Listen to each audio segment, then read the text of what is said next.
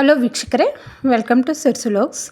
ಇನ್ಸ್ಟೆಂಟಾಗಿ ಮನೆಯಲ್ಲೇ ಈಸಿಯಾಗಿ 4 ಪದಾರ್ಥಗಳನ್ನು ಬಳಸ್ಕೊಂಡು ಮಿಲ್ಕ್ ಮೇಡನ್ನು ಯಾವ ರೀತಿ ರೆಡಿ ಮಾಡ್ಕೊಳ್ಳೋದು ಅಂತ ಇವತ್ತಿನ ವಿಡಿಯೋಲಿ ನೋಡೋಣ.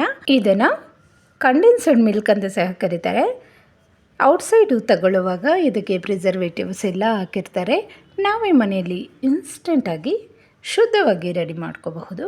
ಇದಕ್ಕೆ ಬೇಕಾಗಿರುವ ಸಾಮಗ್ರಿಗಳು: 1 ಕಪ್ ಹಾಲು, ಅರ್ಧ ಕಪ್ಪಷ್ಟು ಸಕ್ಕರೆ, ಅರ್ಧ ಕಪ್ಪಷ್ಟು ಮಿಲ್ಕ್ ಪೌಡರ್, ಹಾಗೆ ಸ್ವಲ್ಪ ಬೆಣ್ಣೆ.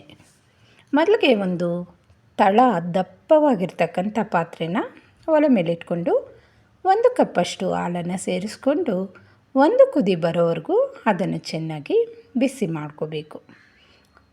ನಂತರ ಇದಕ್ಕೆ ಸಕ್ಕರೆನ ಸೇರಿಸ್ಕೊಂಡು ಸಕ್ಕರೆ ಕರಗೋವರೆಗೂ ಇದನ್ನು ಕಲಿಸ್ತಾ ಇರಬೇಕು. ಸಕ್ಕರೆ ಕರಗಾದ ನಂತರ ಇದಕ್ಕೆ ನಾವು ಮಿಲ್ಕ್ ಪೌಡರನ್ನು ಸೇರಿಸ್ಕೋಬೇಕು.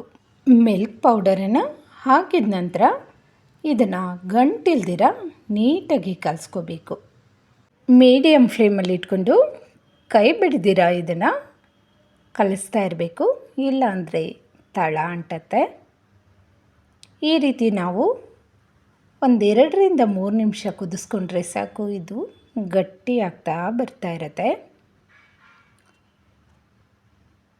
ಇವಾಗ ನಾವು ಇದಕ್ಕೆ 1 ಸ್ಪೂನಷ್ಟು ಬೆಣ್ಣೆನ ಸೇರಿಸ್ಕೊತಾ ಇದ್ದೀನಿ.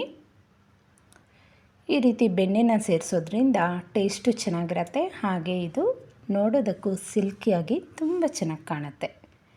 ಇವಾಗ ನೋಡಿ, ಬೆಣ್ಣೆ ಎಲ್ಲ ಕರಗೋವರೆಗೂ ಚೆನ್ನಾಗಿ ಇದನ್ನು ಕಲಿಸ್ಕೋಬೇಕು. ಈ ಕನ್ಸಿಸ್ಟೆನ್ಸಿಗೆ ಬಂದರೆ ಸ್ಟವನ್ನು ಆಫ್ ಮಾಡ್ಕೋಬೇಕು. ತಣ್ಣಗಾದ ಮೇಲೆ ಇನ್ನೂ ಗಟ್ಟಿಯಾಗತ್ತೆ. ಇದು ನೋಡೋಕ್ಕೆ ಇನ್ನೂ ಸ್ಮೂತಾಗಿ ಬರಬೇಕು ಅಂದರೆ ಒಂದು ಸರಿ ಈ ರೀತಿ ಶೋಧಿಸ್ಕೊಬಿಟ್ರೆ ತುಂಬ ಚೆನ್ನಾಗಿರುತ್ತೆ.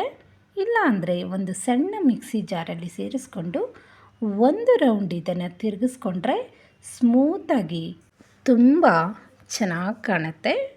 ನಾನು ಈ ರೀತಿ ಶೋಧಿಸ್ಕೊಂಡ ನಂತರ ನೋಡ್ತಾ ಇದ್ದೀರಲ್ವ, ಸೇಮ್ ನಾವು ಔಟ್ಸೈಡಿಂದ ಯಾವ ರೀತಿ ತರ್ತಿರೋ ಅದೇ ರೀತಿ ಕಾಣ್ತಾ ಇದೆ.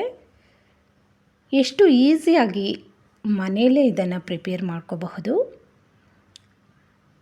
ಇದನ್ನು ಕೇಕ್ ಮಾಡುವಾಗ, ಚಾಕ್ಲೇಟ್ ಮಾಡುವಾಗ, ಹಾಗೆ ಪಾಯಸಕ್ಕೂ ಸಹ ಇದನ್ನು ಬಳಸ್ತಾ ಇರ್ತಾರೆ. ಇದನ್ನು ಒಂದು ಏರ್ ಟೈಟ್ ಕಂಟೈನರಲ್ಲಿ ಸೇರಿಸ್ಕೊಂಡು ಫ್ರಿಡ್ಜಲ್ಲಿ ಇಟ್ಕೊಂಡ್ರೆ ಬೇಕಾದಾಗ ಇದನ್ನು ಬಳಸ್ಕೋಬಹುದು. ಔಟ್ಸೈಡಿಂದ ಸುಮಾರು ದುಡ್ಡನ್ನು ಕೊಟ್ಟು ತರೋ ಬದಲು ಮನೆಯಲ್ಲೇ ಮಾಡಿಕೊಂಡ್ರೆ ಶುದ್ಧವಾಗೇ ಇರುತ್ತೆ. ಇದಕ್ಕೆ ಸುಮಾರು ದಿನ ಕೆಡದೇ ಇರೋ ಥರ ಯಾವುದೇ ಪ್ರಿಸರ್ವೇಟಿವ್ಸನ್ನು ಬಳಸಿರೋದಿಲ್ಲ. ನಮಗೆ ಬೇಕಾದಾಗ ಮನೆಯಲ್ಲಿರ್ತಕ್ಕಂಥ ಪದಾರ್ಥಗಳನ್ನು ಬಳಸ್ಕೊಂಡು ಈ ಮಿಲ್ಕ್ ಮೇಡನ್ನು ರೆಡಿ ಮಾಡ್ಕೋಬಹುದು. ವೀಕ್ಷಕರೇ, ಇವತ್ತಿನ ಈ ವಿಡಿಯೋ ನಿಮಗೇನಾದರೂ ಇಷ್ಟ ಆಗಿದ್ದರೆ ಪ್ಲೀಸ್ ನಮ್ಮ ಚಾನಲನ್ನು ಸಬ್ಸ್ಕ್ರೈಬ್ ಮಾಡ್ಕೊಂಡು ನೋಡಿ. Thank you.